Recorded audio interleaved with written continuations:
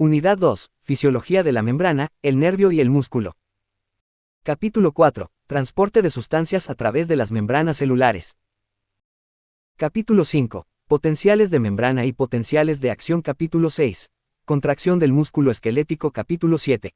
Excitación del músculo esquelético. Transmisión neuromuscular y acoplamiento. Excitación. Contracción. Capítulo 8. Excitación y contracción del músculo liso. Capítulo 4. Transporte de sustancias a través de las membranas celulares. Las diferencias entre la composición de los líquidos intracelulares y extracelulares se deben a los mecanismos de transporte de las membranas celulares. Las principales diferencias en la composición son las siguientes. El líquido extracelular contiene concentraciones más elevadas de sodio, calcio, bicarbonato y cloruro que el líquido intracelular. El líquido intracelular tiene concentraciones más elevadas de potasio, fosfatos, magnesio y proteínas que el líquido extracelular. La membrana celular consiste en una bicapa lipídica con proteínas de transporte, P. 51. La bicapa lipídica constituye una barrera para el movimiento de la mayoría de las sustancias hidrosolubles. No obstante, la mayoría de las sustancias liposolubles, más pequeñas, atraviesan directamente la bicapa lipídica, mientras que las moléculas de proteínas de la bicapa lipídica constituyen una vía de transporte alternativa para sustancias hidrosolubles. Las proteínas de los canales proporcionan una vía acuosa para el movimiento, principalmente, de iones a través de la membrana. Las proteínas transportadoras se unen a moléculas o iones específicos y después sufren cambios estructurales que desplazan las moléculas a través de la membrana. El transporte a través de la membrana celular se produce mediante difusión o transporte activo. Difusión significa movimiento molecular aleatorio, ya sea a través de espacios intermoleculares en una membrana celular o en combinación con una proteína transportadora. La energía que hace que se produzca la difusión es la energía del movimiento cinético normal de la materia. Transporte activo significa movimiento de sustancias a través de la membrana en combinación con una proteína transportadora, y también contra un gradiente electroquímico. Este proceso requiere una fuente de energía adicional a la energía cinética. Difusión, P. 52. La difusión es el movimiento continuo de moléculas en líquidos o gases. La difusión a través de la membrana celular se divide en dos subtipos. La difusión simple significa que las moléculas se mueven a través de la membrana sin unirse a proteínas transportadoras. La difusión simple puede producirse de dos formas: 1, a través de los intersticios de la bicapa lipídica, y 2, a través de los canales proteicos llenos de agua que recorren la membrana celular. La difusión facilitada precisa de una proteína transportadora. La proteína transportadora ayuda al paso de las moléculas a través de la membrana, probablemente al unirse químicamente con ellas y facilitar, así, su desplazamiento a través de la membrana. La velocidad de difusión de una sustancia liposoluble a través de la membrana celular es directamente proporcional a su liposolubilidad. La liposolubilidad del oxígeno, el nitrógeno, el dióxido de carbono, los gases anestésicos y la mayoría de los alcoholes es tan elevada que pueden difundirse directamente en la bicapa lipídica a través de la membrana celular. El agua y otras moléculas insolubles en lípidos, principalmente iones, difunden a través de los canales proteicos de la membrana celular. El agua pasa con facilidad a través de los canales proteicos transmembrana llamados acuaporinas. Otras moléculas insolubles en lípidos, principalmente iones, de un tamaño suficientemente reducido atraviesan otros canales proteicos específicos. Los canales proteicos presentan permeabilidad selectiva para el transporte de una o más moléculas específicas. La permeabilidad selectiva para diferentes sustancias de los canales proteicos es consecuencia de las características del canal, como su diámetro y su forma, así como de la naturaleza de las cargas eléctricas que haya en sus superficies internas. La activación de los canales proteicos proporciona un medio para controlar su permeabilidad. Se piensa que las compuertas son extensiones moleculares de la proteína transportadora, que pueden cerrar la abertura del canal o se pueden alejar de ella por un cambio estructural en la forma de la molécula proteica. La apertura y el cierre de las compuertas están controlados, fundamentalmente, de dos maneras. Activación por el voltaje. En este caso la conformación molecular de la compuerta está controlada por el potencial eléctrico que se establece a través de la membrana celular. Por ejemplo, cuando hay una carga negativa intensa en el interior de la membrana celular, esto probablemente haga que las compuertas de sodio del exterior permanezcan firmemente cerradas. Por el contrario, cuando el interior de la membrana pierde su carga negativa, es decir, se torna menos negativa, estas compuertas se abrirían súbitamente y permitirían que cantidades muy grandes de sodio entraran a través de los canales de sodio. La apertura de las compuertas de los canales de sodio inicia los potenciales de acción en las fibras nerviosas. Activación química. Las compuertas de algunos canales proteicos se abren por la unión de una sustancia química a la proteína, lo que produce un cambio estructural en la membrana de la proteína que abre o cierra la compuerta. Este proceso se denomina activación química o activación por ligando. Uno de los casos más importantes de activación química es el efecto de la acetilcolina sobre el denominado canal de cationes de la acetilcolina de la unión neuromuscular. La difusión facilitada también se denomina difusión mediada por un transportador. Las moléculas que se transportan por difusión facilitada normalmente no pueden atravesar la membrana sin la ayuda de una proteína transportadora específica. La difusión facilitada implica dos pasos. 1. La molécula que se transporta entra en un canal ciego y se une a un receptor específico, y 2. Se produce un cambio estructural en la proteína transportadora, de manera que el canal se abre en el lado opuesto de la membrana en la que se deposita la molécula. La difusión facilitada difiere de la difusión simple en la siguiente característica importante: la velocidad de la difusión simple aumenta de manera proporcional a la concentración de la sustancia que difunde. En la difusión facilitada la velocidad de difusión se acerca a un valor máximo, llamado VMA con acento agudo X, a medida que aumenta la concentración de la sustancia que difunde. Esta velocidad máxima depende de la velocidad con que la molécula de la proteína transportadora puede sufrir los cambios estructurales. Entre las sustancias más importantes que atraviesan las membranas celulares mediante difusión facilitada están la glucosa y la mayoría de los aminoácidos. Factores que influyen en la velocidad neta de difusión, p. 56. Las sustancias pueden difundir en ambas direcciones a través de la membrana celular. Habitualmente lo importante es la velocidad neta de difusión de una sustancia en la dirección deseada. Esta velocidad neta está determinada por varios factores.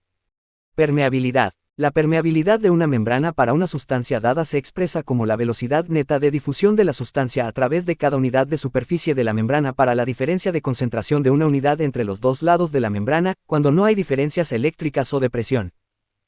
Diferencia de concentración. La velocidad de difusión neta a través de una membrana celular es proporcional a la diferencia de concentración de la sustancia que difunde a ambos lados de la membrana. Potencial eléctrico. Si se aplica un potencial eléctrico a través de una membrana, las cargas eléctricas de los iones hacen que se muevan a través de la membrana aun cuando no haya ninguna diferencia de concentración que produzca el movimiento. Cuando se han desplazado grandes cantidades de iones a través de la membrana, se desarrolla una diferencia de concentración de dichos iones en la dirección contraria a la diferencia del potencial eléctrico. Cuando la diferencia de concentración aumenta a un nivel suficientemente alto, los dos efectos se contrarrestan entre sí, creando un estado de equilibrio electroquímico. La diferencia eléctrica que equilibra una diferencia de concentración dada se puede calcular con la ecuación de Nernst, V, capítulo 5. Ósmosis a través de membranas con permeabilidad selectiva. Difusión neta, de agua, p. 57. La ósmosis es el movimiento neto de agua a través de membranas permeables selectivamente causado por la diferencia de concentración del agua. El agua es, con mucho, la sustancia más abundante que difunde a través de la membrana celular. Sin embargo, la cantidad que difunde en ambas direcciones está equilibrada de manera tan precisa en condiciones normales que no se produce ni siquiera el más mínimo movimiento neto de agua. Por tanto, el volumen celular permanece constante. Sin embargo, en ciertas condiciones se puede producir una diferencia de concentración del agua a través de la membrana. Cuando esto ocurre, se produce movimiento neto de agua a través de la membrana celular, haciendo que la célula se hinche o se contraiga dependiendo de la dirección del movimiento del agua. La diferencia de presión necesaria para interrumpir la ósmosis es la presión osmótica. La presión osmótica ejercida por las partículas en una solución se determina por el número de partículas por unidad de volumen de líquido, no por la masa de las partículas. De media, la energía cinética de cada molécula o ion que golpea una membrana es la misma, sea cual sea su tamaño molecular. Por tanto, el factor que determina la presión osmótica de una solución es la concentración de la solución en función del número de partículas por unidad de volumen, pero no en función de la masa del soluto. El osmol expresa la concentración en función del número de partículas. Un osmol es el peso molecular de un gramo de soluto no disociado. Por tanto, 180 gramos de glucosa, que es el peso molecular de un gramo de glucosa, equivalen a 1 osm de glucosa porque la glucosa no se disocia en iones. De una solución que contiene un osmol del soluto disuelto en cada kilogramo de agua se dice que tiene una osmolaridad de 1 osm, y una solución que tiene 1 de enero de 000 osmoles disueltos por kilogramo tiene una osmolaridad de 1 mosm. La osmolaridad normal de los líquidos extracelulares e intracelulares es de 300 mosm, y la presión osmótica de dichos líquidos es de 5500 millillimeter o fmrcury. Transporte activo de sustancias a través de las membranas, p. 58. El transporte activo puede desplazar una sustancia contra un gradiente electroquímico. Un gradiente electroquímico es la suma de todas las fuerzas de difusión que actúan en la membrana. Estas fuerzas incluyen las causadas por una diferencia de concentración, por una diferencia eléctrica y por una diferencia de presión. Cuando una membrana celular transporta una sustancia a contracorriente frente a un gradiente electroquímico, el proceso se denomina transporte activo. El transporte activo puede dividirse en dos tipos, en función de la fuente de energía utilizada para el transporte. En los dos casos de transporte activo, el transporte depende de las proteínas transportadoras que penetran en la membrana, lo que también se cumple para la difusión facilitada.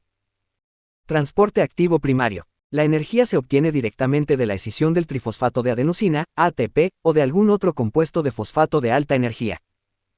Transporte activo secundario. La energía procede secundariamente de la energía que se ha almacenado en forma de diferencias de concentración iónica entre los dos lados de una membrana, que se generó originalmente mediante transporte activo primario. El gradiente electroquímico de sodio dirige la mayoría de los procesos de transporte activo secundarios. Transporte activo primario, p. 59.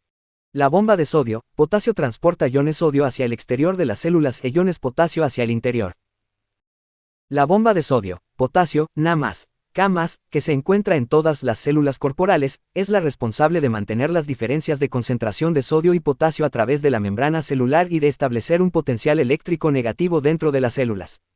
3 iones sodio se unen a la proteína transportadora en el interior de la célula, y 2 iones potasio se fijan a la proteína transportadora en el exterior de la célula. La proteína transportadora tiene actividad adenosina trifosfatasa, ATPasa, y la unión simultánea de iones sodio y potasio provoca el aumento de la actividad ATPasa de la proteína. La ATPasa escinde entonces una molécula de ATP, dividiéndola en una molécula de difosfato de adenosina y liberando un enlace de energía de fosfato de alta energía. Se piensa que esta energía liberada produce un cambio químico y estructural en la molécula transportadora proteica, transportando los 3 iones sodio hacia el exterior y los 2 iones potasio hacia el interior. La bomba Na+, K+ controla el volumen celular. La bomba Na+, K+ transporta 3 moléculas de sodio hacia el exterior de la célula por cada 2 moléculas de potasio bombeadas hacia el interior. Esta pérdida neta continuada de iones del interior de la célula inicia una fuerza osmótica que desplaza agua hacia el exterior de la célula. Además, la bomba Na+, K+ se activa automáticamente cuando la célula comienza a hincharse, moviendo hacia el exterior aún más iones que se llevan el agua con ellos. Por tanto, la bomba Na+, K+ realiza una función de vigilancia continua del mantenimiento del volumen celular normal. El transporte activo se satura de la misma forma que la difusión facilitada.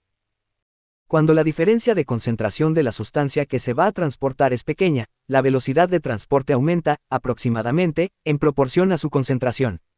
Con concentraciones altas, la velocidad de transporte está limitada por las velocidades con que se pueden producir las reacciones químicas de unión, liberación y cambios estructurales de la proteína transportadora. El cotransporte y el contratransporte son dos formas de transporte activo secundario. Cuando los iones sodio son transportados hacia el exterior de las células mediante transporte activo primario, habitualmente se desarrolla un gran gradiente de concentración de iones sodio. Este gradiente representa un almacén de energía porque el exceso de sodio en el exterior de la membrana celular siempre intenta difundir hacia el interior. Cotransporte. La energía de la difusión de sodio puede arrastrar otras sustancias junto con el sodio, en la misma dirección, a través de la membrana celular usando una proteína transportadora especial. Contratransporte. El ion sodio y la sustancia que va a ser contratransportada se mueven hacia los lados opuestos de la membrana, con el sodio moviéndose siempre hacia el interior de la célula. Aquí, de nuevo, se necesita una proteína transportadora. La glucosa y los aminoácidos pueden transportarse en la mayoría de las células utilizando el cotransporte con sodio. Las proteínas transportadoras encargadas poseen 2 lugares de unión en su lado exterior, uno para el sodio y otro para la glucosa o los aminoácidos. De nuevo, la concentración de iones sodio es relativamente alta en el exterior y relativamente baja en el interior, aportando la energía para el transporte. Una propiedad especial de las proteínas transportadoras es que no se producirá un cambio estructural que permita el movimiento de sodio hacia el interior hasta que también se enlace una molécula de glucosa o un aminoácido. Los iones calcio e hidrógeno pueden transportarse hacia el exterior de las células a través del contratransporte con sodio. El contratransporte de sodio, calcio se produce en la mayoría de las membranas celulares mediante el movimiento de los iones sodio hacia el interior de la célula y los iones calcio hacia el exterior, unidos ambos a la misma proteína transportadora en un modo de contratransporte. El contratransporte de sodio, hidrógeno se produce especialmente en los túbulos proximales de los riñones, en donde los iones sodio se mueven desde la luz del túbulo hacia el interior de las células tubulares y los iones hidrógeno se contratransportan hacia la luz. Capítulo 5. Potencial